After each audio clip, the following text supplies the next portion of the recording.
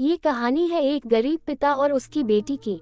एक बार वह गरीब व्यक्ति अपनी बेटी को उसके स्कूल से लेकर शहर के एक महंगे होटल में पहुंचा। उस व्यक्ति ने फटे पुराने कपड़े पहने हुए थे और उसकी बेटी स्कूल की ड्रेस पहनी हुई थी।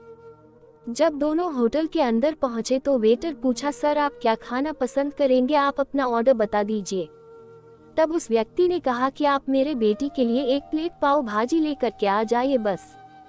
वेटर ने कहा, सर आप कुछ नहीं लेंगे, आपके लिए भी कुछ लेकर आऊं? तो गरीब व्यक्ति ने कहा, मेरे लिए कुछ नहीं, आज मेरी बेटी के लिए पार्टी है।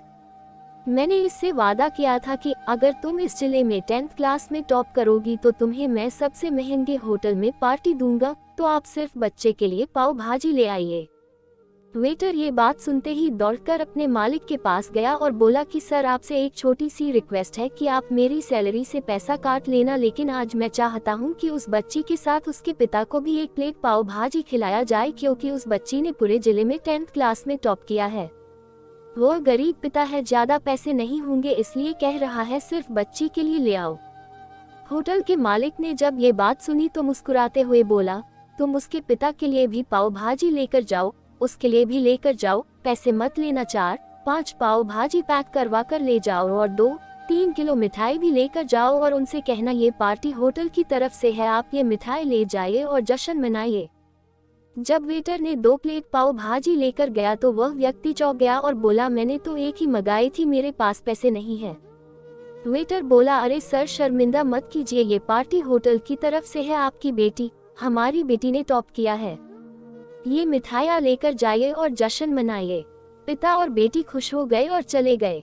कई साल बीत गए। उस गरीब पिता की लड़की अब यूपीएससी की तैयारी करके कलेक्टर बन चुकी थी और इत्तेफाक से उसी शहर में उसकी पोस्टिंग हुई थी।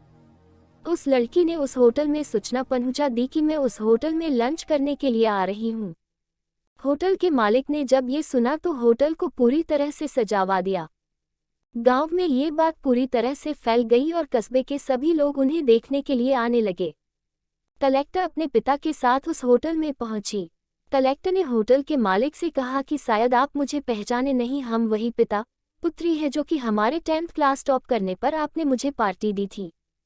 हम वही पिता पुत्री है, आज फिर से आए हैं और आज पार्टी हम देंगे आपको, आपके पूरे स्टाफ को और पूरे गांव को, क्योंकि आपने गरीबी का सम्मान किया है। आपने उस दिन जो पार्टी दी थी, मुझे बताया कि मुझे कितनी और ऊंचाई तक पहुंचना है, कितनी और बड़ी मंजिल को छूना है। आपने एक नई प्रेरणा दी थी और आज मैं उसी प्रेरणा का एहसान चुकाने के लिए आई हूँ। वो मैडम ये सब कहते जा रही थी और आंखों से आंसू बहती जा रही थी। ये कहानी हमें सिखाती है कि कभी भी किसी गरीब का मजाक मत उड़ाना।